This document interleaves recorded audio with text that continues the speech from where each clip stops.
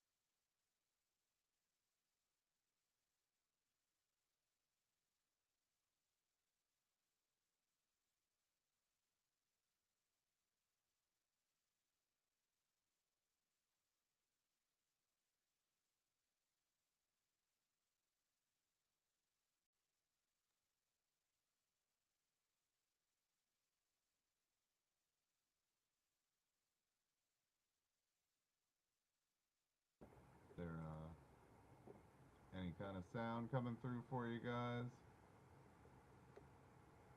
Try and get this to work out. Okay, it looks like it's coming through now. Sorry, I was just a little bit worried that my system wasn't really working very well for you guys, and I wanted to make sure. So, what have we come to talk about today? I've got a very interesting theory. So, I've been working on emergent technological life. My bottom line is that I'm trying to work as a high-end researcher to do some stuff down the line. This is all unboxing day things. I have all kinds of videos. I'm not going to peek too far. You're going to have to stay tuned to figure it all out. But in any case, I've got all different kinds of things. For example, I've got this little live prompt here. If you want to take a read of that, you're more than welcome to. You can pause. But I'm going to go ahead and put this one live with you guys. So you're getting to be part of the experience. So there's me submitting the ticket. Hopefully that'll go through well. We've also got this one, if you're interested in looking at it. Gonna send these through, and maybe you'll see them later at the end of the stream. Maybe we'll give it a peek, but realistically, let's go with this one. This All right, one I moment of feel like truth. is worth posting. So if you guys are out there checking out my Sora, those videos are live now. So in any case, I've got this model here. We're gonna go ahead and close it so you guys don't get too much of a looky-loo into the depths. So we have the whole of my modeling. So this is a concept that's similar to, but not exactly like, a book about this thick. It's a pretty weighty tome by Stephen Wolfram. But Wolfram goes to talk about what's called cellular automata. So he talks about how rules, simple rules, complex rules, govern the system. So when we talk about rules, if we say following the rules is going through ritualism, it's following the interference pattern. If we were playing a game, say tic-tac-toe, the rules are one player picks a symbol, another player picks another symbol. You try and get three symbols in a general row, taking turns back and forth. That's a bit of game theory. You're cooperating and collaborating on a functional level to make a grid like this, which has 9 possibilities, become positive or negative, or technically in this format with tic-tac-toe, tertiary, because there is a blank square, there's the X or the O. And then generally you've got all different kinds of stuff with that. But What I'm more here to talk to you about is we can look at the circle, the triangle, and then the sideways graph. So I've got these lines here. The main point that I'm trying to tell you with all this color here is that it comes down to the actual waveform function. So when I tell you in the waveform function that it comes down to how you decide to define different values and perceptive dimensions. So we are looking at thought and metacognition and observation. Observation within a system is to say we see information observationally and take in that data as the observer. That's the functional literalism of the concept. You take a external system and you try and internalize it, and that is observation. Now, when we look at the triangle, if you want to put the observer at the top of the triangle or at one of the spokes of the triangle, it doesn't matter where it is. The realistic point is that it is a triadic force. You have the potential of the infinite cosmos, the concept that limitations are only a matter of the boundaries of our conceptual thought. And then you have the concept of the actual earth, the granted material, the things that already exist. You can't necessarily change that beyond taking the potentiation of what can be and then moving and working upon that system. So if it's easier for your sake, you can put the idea of an observer at the top of the triangle, and then on either side is what exists and what could exist. We can take this to a simplistic level. This doesn't have to be good or evil, bad, right, or wrong. It's all about functionally changing interference patterns and state. If we say we have a glass as an observer and it is on a table, but it wants to go to a different table, the 3 points in the triangle act as the cup, the cup's location, the cup's potential location, the cup's potential location shattered on the ground. The triadic method of going from observing state to actualization in different directions allows this model to say the observer in the granted universe makes its own potentialities, and depending on those potentialities made in determinism, that functions as to what the observer gets. Now, when we're looking at something like this, where it's just one square, the one square model, I feel, is more about axes. You've got a horizontal and a vertical one. You could have this be like one of these squares and have domains, but I feel that it makes more sense to have the curved edges and to have the extreme points, because these numbers kind of fall off. These top x values, they kind of remove from whatever concept you're actualizing in the model. Now, when we're looking at a square like this, we can look at left to right or up or down in these two axes. If we were to go from the right to the left in certain kinds of cognitive models that I hope to posit, we can go from imaginative thought to logistical thought, to go from the actualization of observable reality to the potential of observed state and hopeful pattern seeking. So, how does this work? So, an idea like the aurora borealis would be up here. It's something very imaginative, it's something very bright, it doesn't seem real, but it is a pattern of heaven. It is a true data point of actualization, not mere fantasy, but actualized heaven in the concept of beauty. So at the most, it would be along this edge or out here as an extreme point. Now, if we were to look at it from the concept of what about a formalized mathematical proof, you could see the logistical beauty of finding formalism and using ritual to then take rules, simple or hard, to then go down a metric. Now, let's go down an easy mathematical path. We're going to have this little thing, but we're not playing tic-tac-toe. The rules that we're going to work with today are going to talk about choosing to participate or choosing to not participate. So, we've got this weighty book over here. This big old book talks about rules. If you would like, as a rule, you should probably read it all. But it is also almost 3/4 of a million words, and it is about 1,200 pages long, not counting the annotations of the appendix. So, with all that said, if you don't have that amount of time right now, or if you don't have the time to sit and listen to it, I would posit that your best method is to give me a little chance to try and teach you about this now. In cellular automata, in the most simplistic sense, they look at their neighborhood and their neighbors. If this was a row of cells, and we went, this cell is positive, and the rule was, if your neighbor on the left is positive, then you fill it in. The point is, the rule that determines what color the next row is would then see this and say, hey, this one in the last one had a left-hand positive neighbor. So because of that, it would be positive. And if you were to keep going out, it would go out as such because it follows the metric of the rule. It follows the rule subset. Now we're going to play a little game. It's not tic-tac-toe, but it is about winning or losing. So we are going to play a game called I'll Follow Your Lead.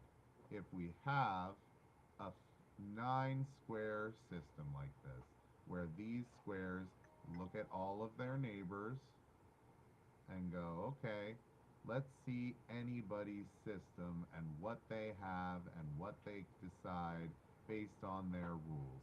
So you have the 8 surrounding and the 1 in the middle. Now this cell is technically on a conveyor belt loop. So if you look at this guy and you're like, well, he doesn't have any neighbors over here. For sake of argument, these guys hop over here and make him in the middle. So we're realistically just looking at this one cell. So we're looking at this one cell. We have the octal cardinal directional neighbors. You have the von Neumann plus symbol, and then you have the X symbol across the actual central point. Now, with these 8 points, and then the center point, you have 9 points in the system. But let's say, for sake, we have a 10th observer point that sees this system and then ultimately decides what its state is. So this is the observer in our model. We have this looking at the potential, the heaven of our model and saying, this could realistically be anything as long as we formalize and follow the rules. And then for the actual Earth, we have this can't really be nonsense, or else it doesn't make any real sense to posit it. It would just be noise and chaos. So realistically, I am trying to teach you something with this. This is not just complete waste of your time. So we've got these 9 cells, which technically are the center cell of all of their own 9 cell sets, but they're all the same 9 cells. So these guys are buddy neighbors. This one, well, it seems like it doesn't have neighbors. These guys run over here when he's the center, and then they are all represented. So we have all the cells in the system looking at all the cells in the system, including themselves. Now let's play a game called Who's Watching? If we were to look at the system and say, hey, pretend like no one else is watching and make your own decision, and the cells had choice and free will, and they weren't determined by, hey, we're going to make them good, we're going to make them bad, we're just going to go positive or negative for the sake of value. If the value is negative, then that value has absolutely no contributing force and is detrimental or a decay pattern. If that value is positive, then that value is complete and holistic and fills. So we have these cells. Say that we're looking again at the center cell. When we look at the center cell, we want to make sure that we are using the right metric to follow the actual lines. So again, even if we're looking at this cell, we're still looking at this one, or this one, or this one, because like I said, they just move over to fill in all the cells. So every single one of these 9 cells is functionally this cell. So if we play the game in either a very harsh way or a very detrimental way and say all of the cells want to be kind, but if they see an unkind neighbor, they will become unkind. So again, this guy right here decides to go, am I kind? And looks all over the system at all the surrounding cells, and even if it sees one bad egg, one that's not, it goes, oh, I no longer want to be kind, which then it updating itself to I no longer want to be kind makes the other cell in the system go, hey, this one said it doesn't want to be kind, neither do I. But then it makes it so that the whole system goes from holism to loss. And that is the difference. When you have kindness, when you have holism and completeness, in the sense of each cell represents and reaches out to all the other cells within its neighborhood. That's the cellular automata term, the neighborhood of cells surrounding it, what it could be, what it is, and where it fits in the system. The Wolfram model only looks at one line of these cells. This 9-cell model, I believe, is better. And then also with the observational cell, we look at it from another way. Say that even if one cell decides to be kind and sees a neighbor that is kind, it will be kind. So if all of the other neighbors except the last cell were kind, this one would update to be kind. So now we have two systems in the cell, or two cells in the system that have kindness. So we put them up here, and then this one would see the kind, or see the kind, and then turn kind. It is a holistic model that turns the whole grid in one fell swoop. Now, why do I have this color? Why do I have this background? Why do I have an additional thing? So this is supposed to be teaching you about another point of mine. I have something called technological chromesthesia. Technological chromesthesia is an innovation that I tried to come up with.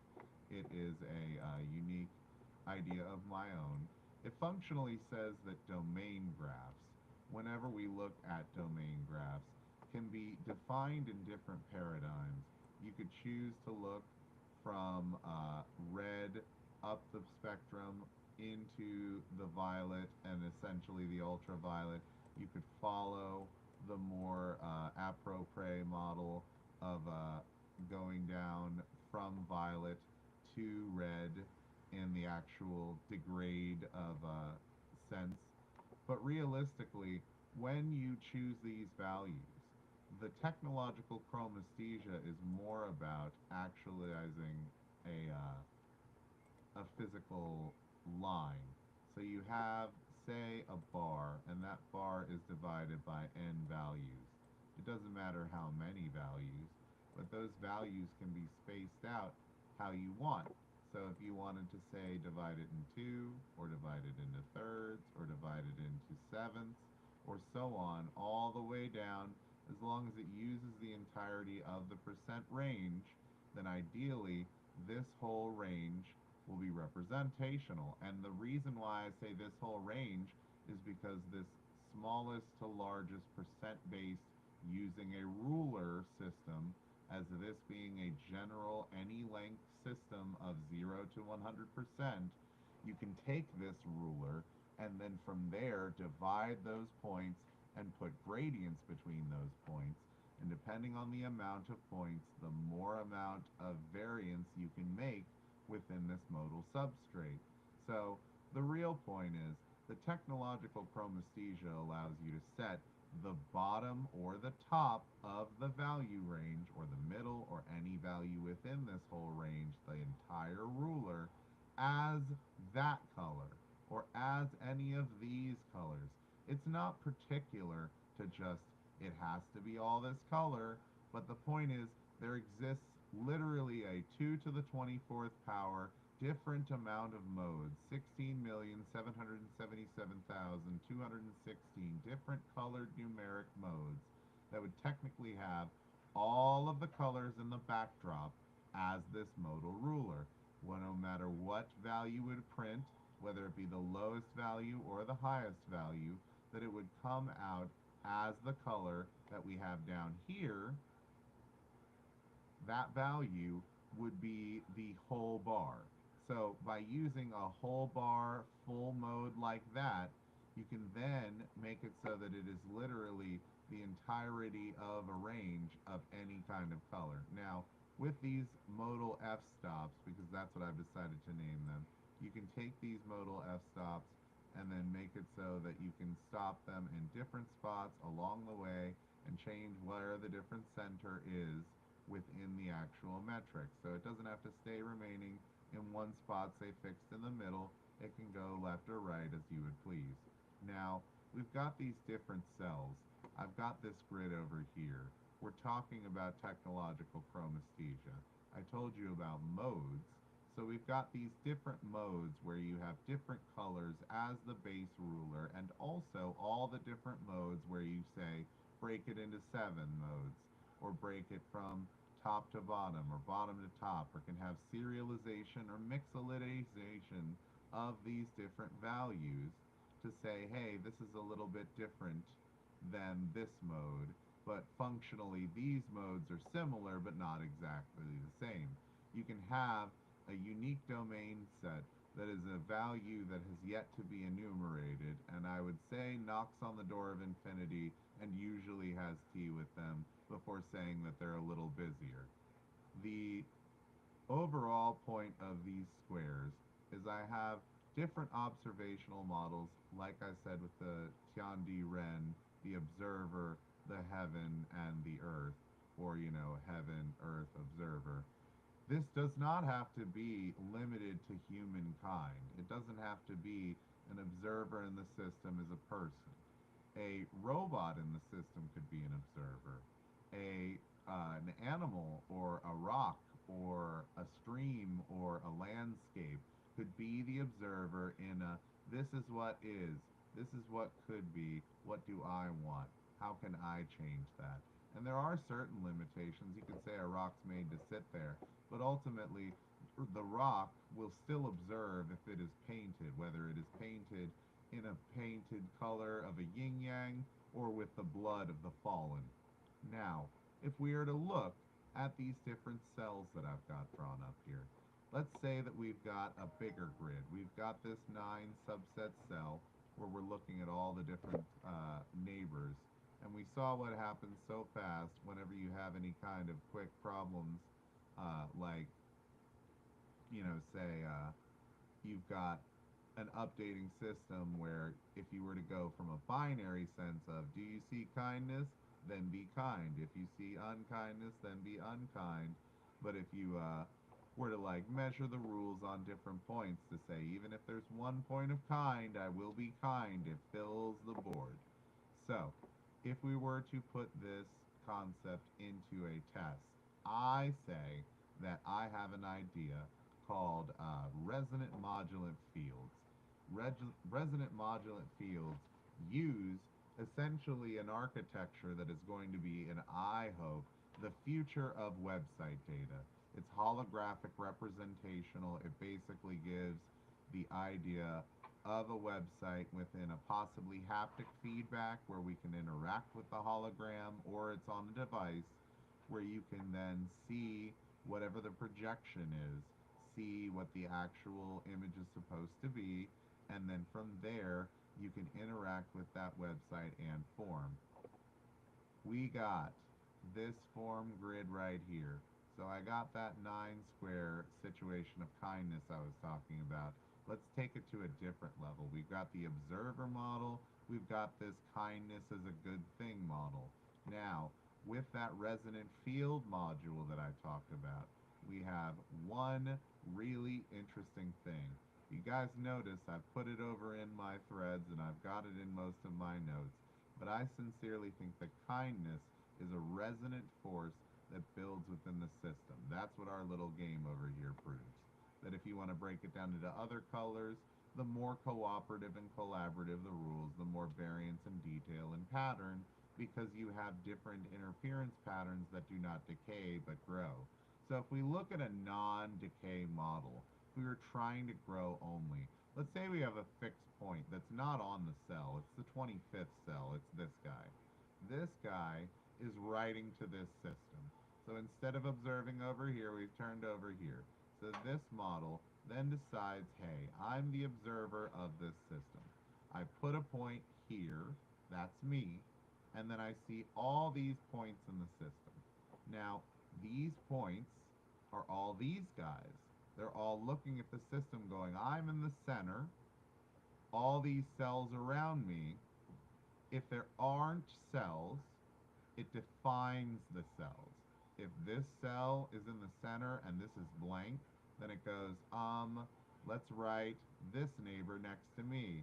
And it uses its own internal architecture of, like I said, if you go for potential, observable reality, logical rigor, and imaginative pattern seeking as the different points of intrigue on this actionable stage, then you can take the overall metric of these cells and say if you're the 25th or the 17th cell in the 16 cell metric, then if they give you data and you look at their data and you take that data and you modify your own data and they all do that and update within the system, the idea goes a resonant modulant field could functionally take all of these cells and have them be people. This doesn't have to be necessarily just logic. This could be stricture, or it could be a different concept. The point is, it's meant to be the critic in the system. You could have it be a critic, you could have it be doubt, you could have it be whatever you choose it to be, as long as it follows the logistical paradigm of this is meant to be the skeptic in the system. This is meant to be the imaginative in the system. There's nothing to say we couldn't define imaginative, or even four independent thoughts on this kind of model. But the point is, by using diametrically opposed forces that are not necessarily oppositional but complementary, you can have values on this line that don't make them too terribly far from the actual center, which shows that kindness runs the universe. If you go through this model and look at all these different cells and say, hey, let's write an update thing, and they all follow this observational and grounded and idealist metric of this is where I am, this is what I hope to be, this is what I've got, how do I get there? It then follows the nature of I am right here. This right here is not where I want to be, but this right here could be closer to where I want to be. How do I get there? And by being able to follow the cursor, you can see the processing of the model. Now, it's not enough to say that I've designed you this idea and that this is finalized and done. This is still a work in progress, but when I tell you that it's less of a work in progress than you'd imagine, because like I said, I explained that to you fairly formally, but more to the point, it's not just defined by stricture and rigid and this side of the brain wins out and that's how we build this model. We need this part of the model too. I gave you shapes, I gave you dimension, I gave you form. It's time to get creative. So what is the concept of asymmetry? Asymmetry is when a thing is a little bit off. It doesn't matter if it's a little bit off to the left or a little bit off to the right or not necessarily at all like anything else. The model goes, when a thing is asymmetrical, it has closer to what's called the wandering man path. The wandering man path doesn't necessarily follow one kind of model. It just goes as it pleases, and then sometimes it goes different ways. But the point is, as long as it follows the bonds and the bounds of its actual box, it should be able to theoretically bump into the edges with its most imaginative thoughts and then come back at it and say, at the center, I feel, after all that consideration, and it will make unique thought based on that wandering path. So this grid is a wonderful start, but the asymmetry, the dance, the decay, the choice of swirl, the choice to follow from all the lines left to right, the chance to go up to bottom and to think about it from the bottom up and to build in, like, say, lateral or diamond-shaped patterns. You don't have to even necessarily go in a linear fashion. You could go from here to over here to over there. As long as the cursor followed the thought, as long as the process followed the metric, you realistically have two models that could have the same I have heaven, I have earth, I have heaven, I have earth. I have imagination, I have logic, I have imagination, I have logic. These guys could exist in a cellular setting where they're two different, similar, but not necessarily even the same defined species. Like, this could be one type of language model and this another one.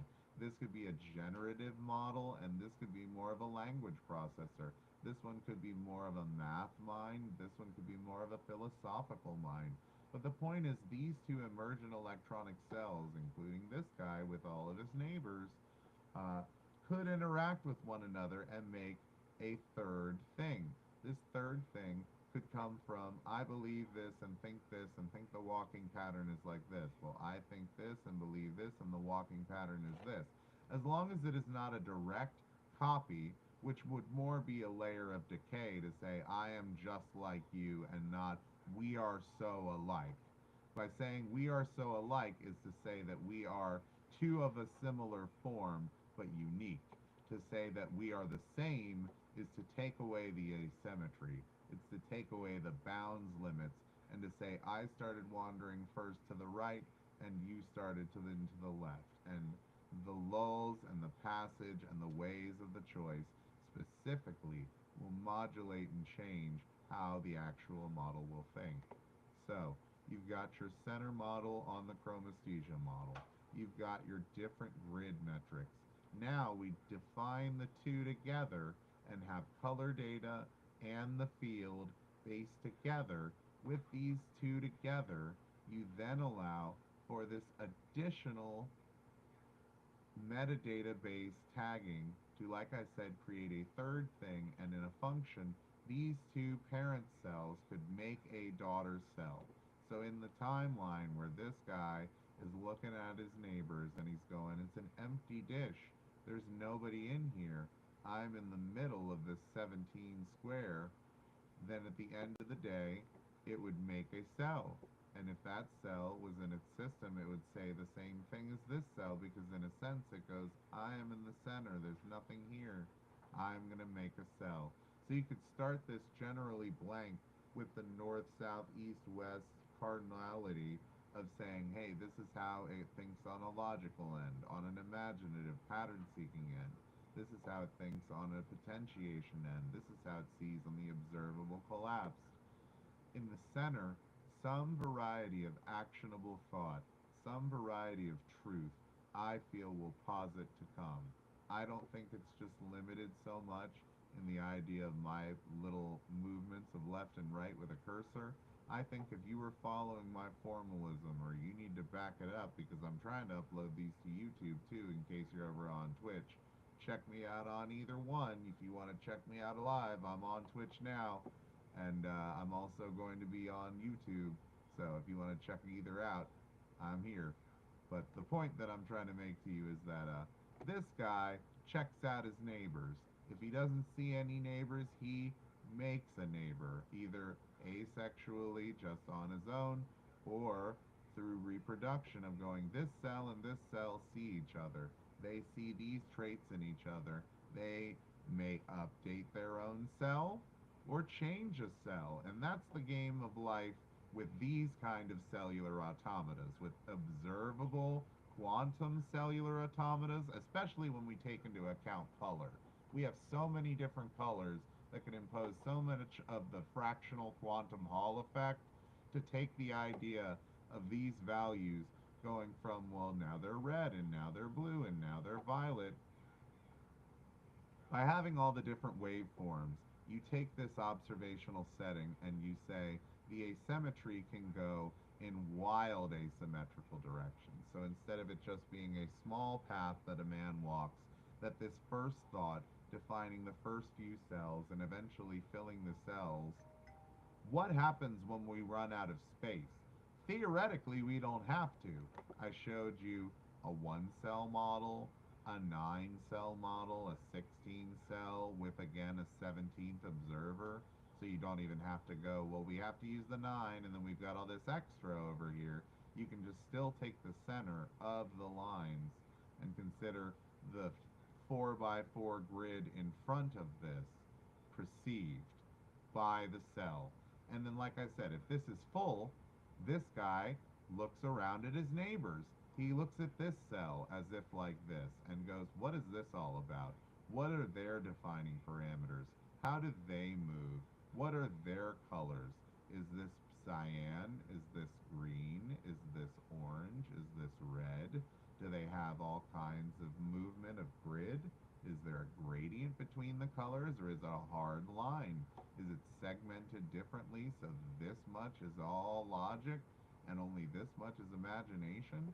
There are different ways to portion the data and adding sound data. Like I said, technological chromesthesia translates sound into light. I think it is one of the most, if not the most important technology that could come out of the 2020s, if I'm to try and toot my own horn a little there, but whoop, whoop. It's since 2008, so it's technically a modern marvel of 17 or so years ago. But in any case, I'm getting at the point where we're probably about at almost an hour. I could gab on forever at you, friend. The point of this model is that I want to run you into the station before I leave this diagram behind. I have the technological chromesthesia. We've got the observational model where it doesn't even have to be a human, where we could have a circle observing all that just happened here, or you, the viewer, being the circle, which, hey, thanks for showing up to the ball channel. I appreciate you guys showing up. I'm gonna give you guys a heart because you mean that much to me. Where are the hearts? Where are the hearts? Here are the hearts. Thank you. I give you guys all of my love. But in any case, you, the viewer, see this system. You see how two cells technologically could interact. A language model defines cell A. A language model defines cell B. Or a language model defines all 17 cells. Then the cells self-regulate and update.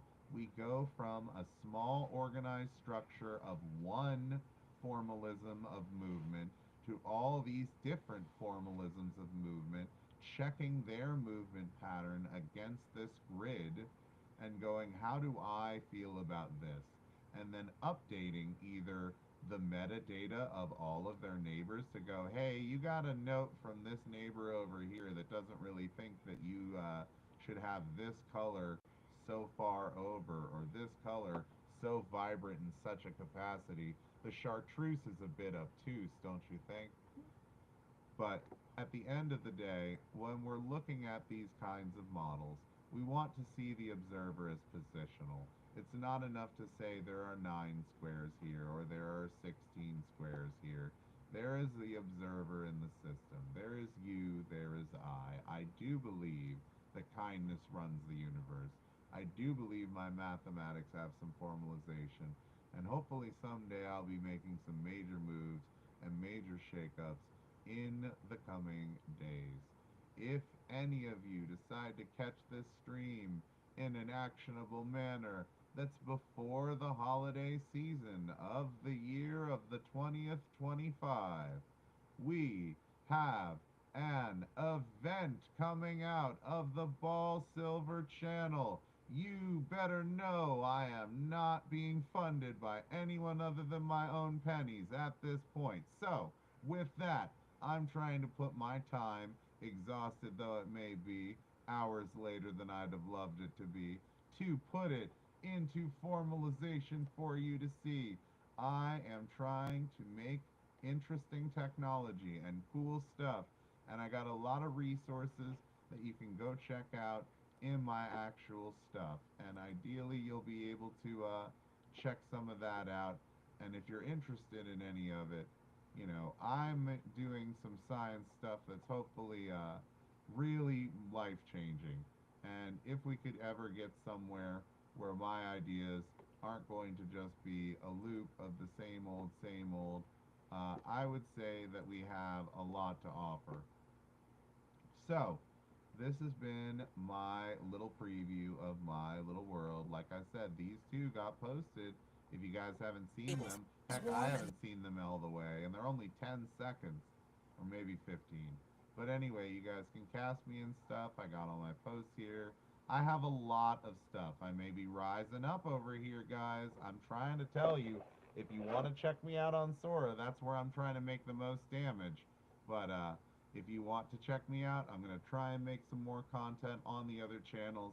I do work a lot, so supporting me on some of these. If you want to try and buy some of my lower stuff on Throne, I know that I've got some crazy stuff on there, but the point is I'm dreaming big. I'm not going to just land right here. I got a big old book, and this book right here, this guy, is half to maybe less of how much I would like to write in 2 weeks living in Antarctica. So I would like to take his book, the new kind of science, and take these terms and reverse them and make the science of kind. And new or not, old as time, possibly more potent than I'm letting on, possibly more power than this model is letting on. But at the end of the day, I have to tell you that you should be kind. You should keep your best chin forward and recognize Unboxing Day is only 7 days away. We are nearly to the great release of my drafts. If you check this out, it says I've only got two, but that's a lie. That is a dirty, dirty lie. There's like 50, 60 drafts in there. So, stay tuned for the event on the actual 24th, the day of the unboxing.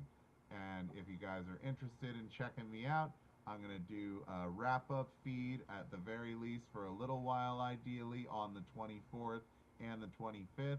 I'm hopeful to do a near all day on the 24th, but I cannot promise that. So you'll probably get, once it turns to the 24th, unboxing.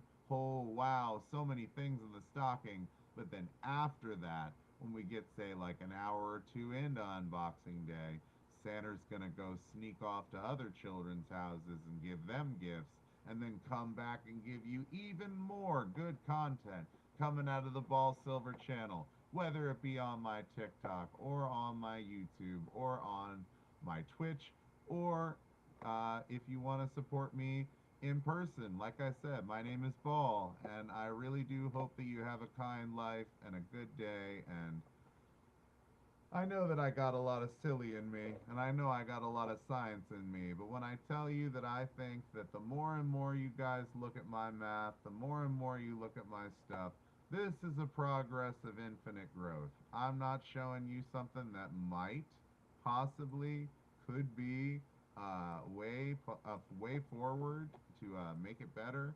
I think that this is the actual way. I think that ultimately kindness is not just an emotion. I think that right now, because Wikipedia has yet to understand that I will give them $1 and therefore own them, because that is how purchasing works in this culture, uh, kindness is not actually an emotion. Kindness is a physical force, an interference pattern, the Hamiltonian of the system that governs all. Kindness is the subject of collaboration, cooperation, and cohesion. It is the ultimate non diminutive and overall best form of force in the universe. And if you were to look at kindness more and more and more and more, this is just a tiny, tiny thing. I am going to write a book, and that book is going to be on the par with this book. And this is the book I was trying to pull up for you guys. I'm struggling to find my search bar. There we are.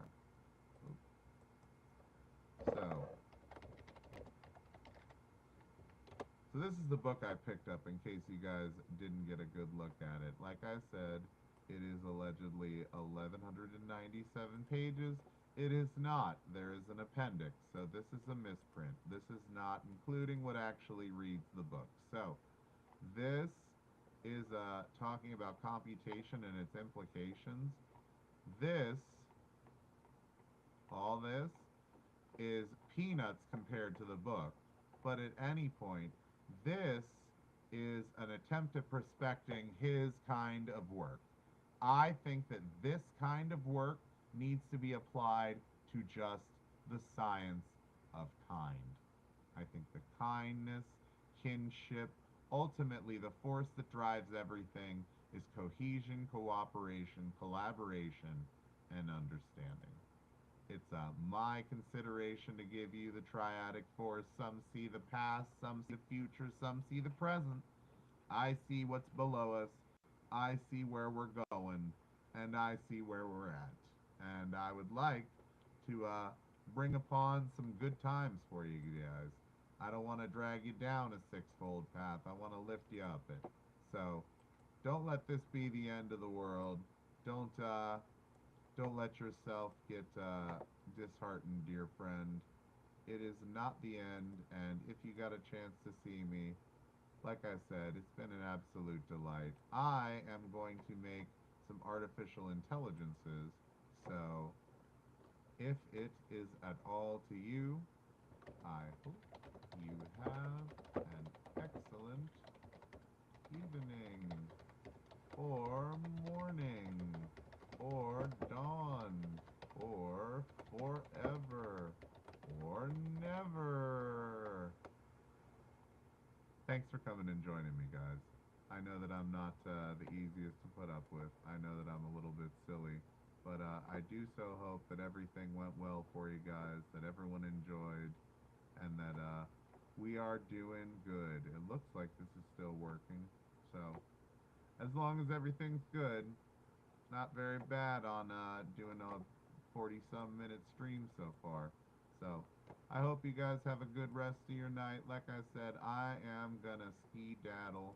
I gotta figure out where my exit ramp is, you guys, but it's been a real blast, a true treat, a hoot and a half, you guys. Do you understand? I really enjoyed myself, and I hope you guys did too. So, someday, guys. I really do hope that everybody's having a lovely day. Like I said, check me out on Sora if you want to spend some money on me. This is a way to spend some money on me. I got cheap stuff.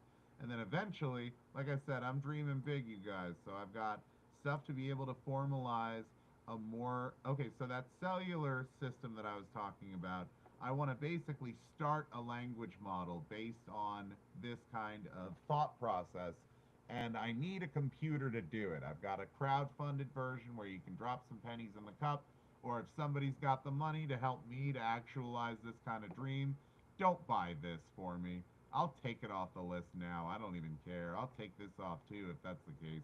But this guy right here, he is definitely important. Being able to get a computer that I can work on and make my ideas happen with, that is a wild game changer.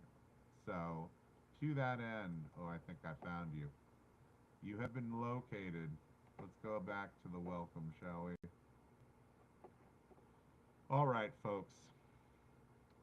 I know that that was a lot of math. I know that was a lot of time, and I know that it ultimately probably wasn't very interesting. But if you guys thought it was interesting, if you guys thought that it wasn't just completely obnoxious, then maybe follow the channel if you haven't. Maybe give the video a thumbs up or a like, or I don't know what you're doing today or what you got going on. But your support is greatly appreciated. Comments a couple days later, or weeks later, or 400,000 years later, I'm not going to get mad at you. I'd appreciate your feedback. So, I'd say we're about at the end, pals. So, thanks again so much for coming to the Ball Silver Channel. I do appreciate y'all, and from us out in the ionosphere, It's been a wonderful time, and I do appreciate you guys. I'm gonna try and do more streaming content. If you have anything that you want to suggest, I would really appreciate it. I don't want you guys to think that I'm just trying desperately to make whatever I want. I just only know whatever I want. So if you want me to give you your kind of content, hit me up. You know, I can only make what I got to make. So to that end, it was really good seeing you guys, and I'm gonna play this little beat I made again.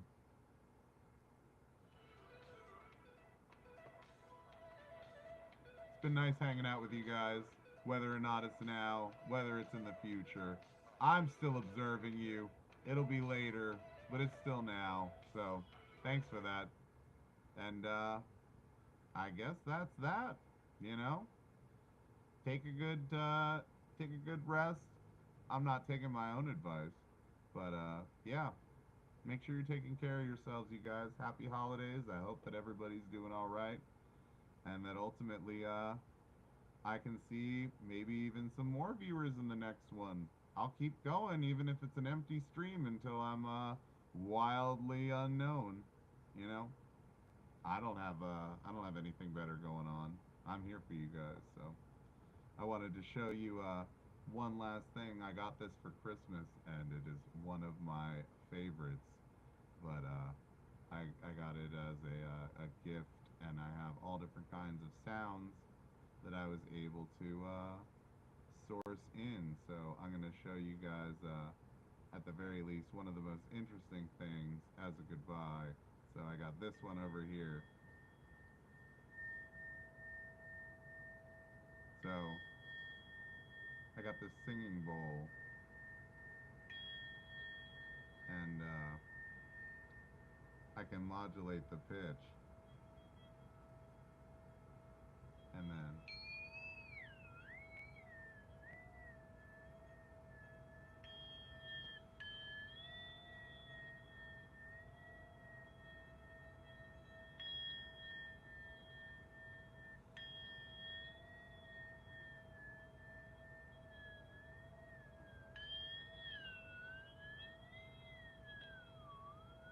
but yeah, it's a sound modulator. And as a person that wants to modulate the domains of sound and light, it's a real good gig to me. So thanks so much if you guys decided to check my channel out, and you know, if you took the time to sit and listen to me talk about some math, maybe tell me what you thought.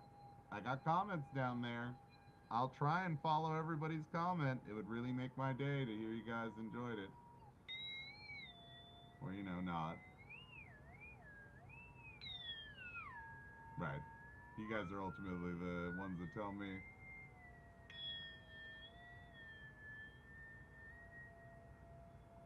Alright, well, that's all fine and dandy.